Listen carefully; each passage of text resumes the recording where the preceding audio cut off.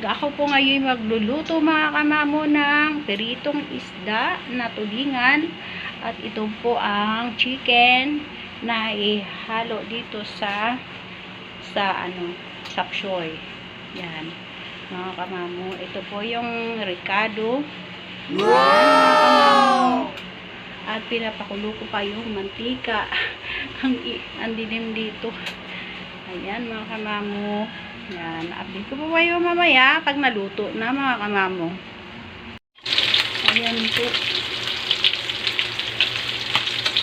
ang aking chicken para sa ihalo sa ito.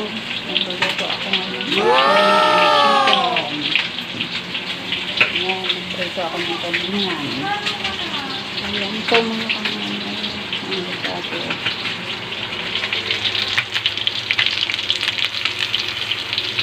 So, mga kamamo, naluto na po ang sapsyoy. Mga kamamo, nagbiprito po ako ng tulingan.